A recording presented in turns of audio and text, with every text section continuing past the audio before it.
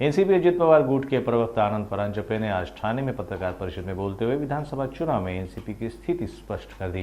उन्होंने आगामी चुनाव को लेकर एक अहम बयान भी दिया। आनंद परांजपे ने स्पष्ट किया कि एनसीपी महायुति में ही चुनाव लड़ेगी।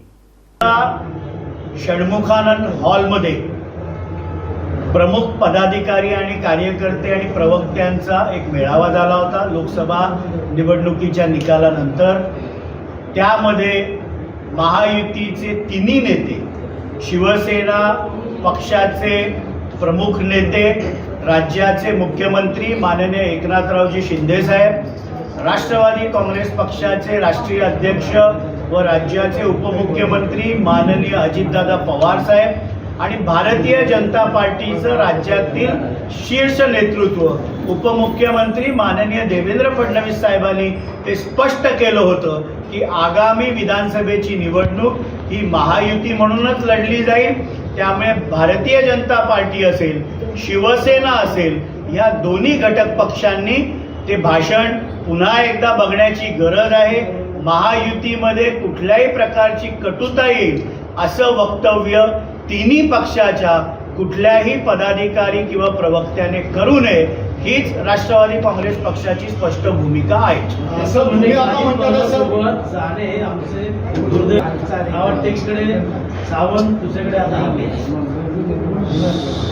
तानाजी सावंत असतील किंवा गणेश हाके असतील यांनी आपापल्या पक्षातील नेतृत्वांना हा प्रश्न विचारला तर अधिक संयुक्तिक राहील।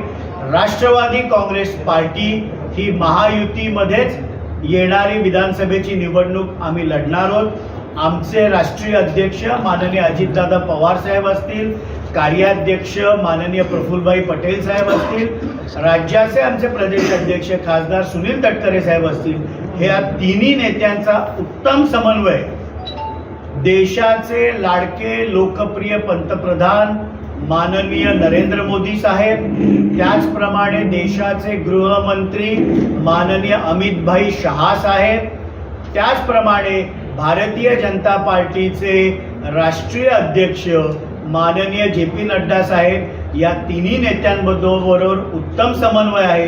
त्याचप्रमाणे राज्यामध्ये भारतीय जनता पार्टीचं शीर्ष नेतृत्व उपमुख्यमंत्री देवेंद्र फडणवीस साहेब आणि त्यांचे प्रांताध्यक्ष बावनकुळे साहेब, शिवसेनेचे प्रमुख नेते मुख्यमंत्री माननीय एकनाथरावजी शिंदे साहेब, या सगळ्यांबरोबर उत्तम समन्वय आहे आणि महायुतीमध्ये राष्ट्रवादी काँग्रेस पार्टी येणारी विधानसभेची निवडणूक आम्ही लढू।